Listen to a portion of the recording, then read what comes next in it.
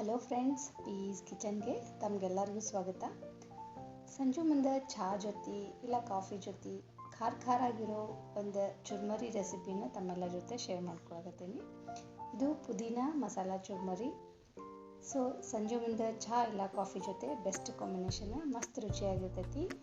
ಹೆಂಗೆ ಮಾಡೋದು ಅಂತ ಹೇಳಿ ನೋಡೋರಂತೆ. ಮಿಕ್ಸಿ ಜಾರಿಗೆ ಒಂದು ಸ್ವಲ್ಪ ಪುದೀನ, ಒಂದು ಸ್ವಲ್ಪ ಕೊತ್ತಂಬರಿ ಮತ್ತು ಒಂದು 4-5 ಹಸಿಮೆಣಸಿನ್ಕಾಯಿ, ಸ್ವಲ್ಪ ಖಾರ ಮೆಣಸಿನ್ಕಾಯಿ ತೊಗೋಬೇಕು. ಇದಕ್ಕೆ ಮತ್ತು ಒಂದು 10-12 ಬೆಳ್ಳುಳ್ಳಿ ಎಸಳು, ಒಂದು ಸ್ವಲ್ಪ ಕರಿಬೇವು ಹಾಕ್ಕೊಂಡು ಇದನ್ನು ನೀರು ಹಾಕೋಲಾರ್ದಂಗೆ ಗ್ರೈಂಡ್ ಮಾಡ್ಕೋಬೇಕು. ಪೂರ್ತಿ ಸಣ್ಣಗೆ ಪೇಸ್ಟ್ ಆಗೋದೇನು ಬೇಡ, ಸ್ವಲ್ಪ ತರಿ ಇದ್ರೆ ನಡಿತೈತಿ.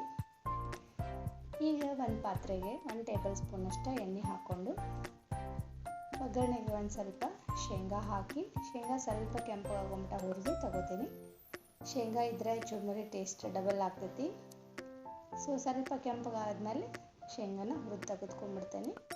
ಈಗ ಒಗ್ಗರಣೆಗೆ ಸ್ವಲ್ಪ ಸಾಸಿವೆ, ಸ್ವಲ್ಪ ಜೀರಿಗೆ ಹಾಕಿ, ಸ್ವಲ್ಪ ಕರಿಬೇವು ಮತ್ತು ನಾವು ಗ್ರೈಂಡ್ ಮಾಡಿ ಇಟ್ಕೊಂಡಿರೋಂಥ ಪುದೀನ ಮಸಾಲ ಪೇಸ್ಟನ್ನು ಸ್ವಲ್ಪ ಹಾಕಿ, ನಾವೆಷ್ಟು ಚುರ್ಮರಿ ಮಾಡ್ತಿರ್ತಲ್ಲ ಅದ್ರ ಪ್ರಕಾರ ಸ್ವಲ್ಪ ಪೇಸ್ಟ್ ಹಾಕಿ, ಇದು ಸ್ವಲ್ಪ ಅದರೊಳಗೆ ನೀರಿನ ಅಂಶ ಹೋಗೋ ಮಟ್ಟ ಚಲೋತ್ತಂಗೆ ಎಣ್ಣೆ ಒಳಗೆ ಫ್ರೈ ಮಾಡ್ಕೋಬೇಕು ಇದನ್ನು.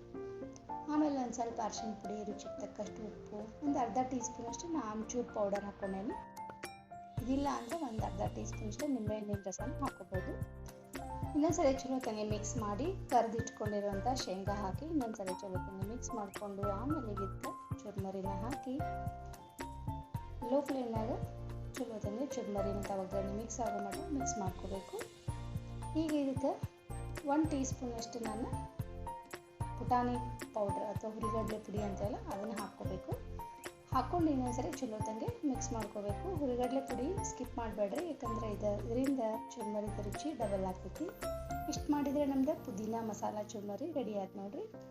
ಇದನ್ನು ಸಂಜೆ ಮುಂದೆ ಚಹಾ ಜೊತೆ ಇಲ್ಲ ಕಾಫಿ ಜೊತೆ ಹಸಿ ಉಳ್ಳಾಗಡ್ಡಿ ಜೊತೆ ಸರ್ವ್ ಮಾಡಿದರೆ ಮಸ್ತ್ ರುಚಿಯಾಗಿರ್ತೈತಿ. ಹಂಗೆ ನಾವು ಎಲ್ಲರ ಟ್ರಾವೆಲ್ ಮಾಡಕತ್ತಿದ್ವಿಪ್ಪ ಅಂತಂದರೆ ಇದನ್ನು ರೆಡಿ ಮಾಡ್ಕೊಂಡು ತೊಗೊಂಡೋಗಿ 1-2 ದಿನವರೆಗೂ ಯೂಸ್ ಮಾಡ್ಬೋದು.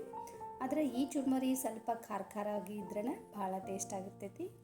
ಸೊ ಈ ಪುದೀನ ಮಸಾಲ ಚುರ್ಮರಿ ನೀವು ಒಂದ್ಸರಿ ಟ್ರೈ ಮಾಡಿರಿ. ನಿಮ್ಗೆ ಇಷ್ಟ ಆದರೆ ನಂಗೆ ಕಮೆಂಟ್ ಮಾಡಿ ತಿಳಿಸ್ರಿ. ಹಂಗೆ ಈ ವಿಡಿಯೋ ಇಷ್ಟ ಆಗಿದ್ದರೆ ಈ ವಿಡಿಯೋಗೆ ಒಂದು ಲೈಕ್ ಮಾಡಿರಿ, ಈ ವಿಡಿಯೋನ ಆದಷ್ಟು ಶೇರ್ ಮಾಡಿರಿ. ಇನ್ನಷ್ಟು ಹೆಚ್ಚಿನ ರೆಸಿಪಿಗಳಿಗಾಗಿ ಚಾನಲ್ನ ಸಬ್ಸ್ಕ್ರೈಬ್ ಮಾಡೋದನ್ನು ಮಾತ್ರ ಮರಿಬೇಡ್ರಿ. Thank you.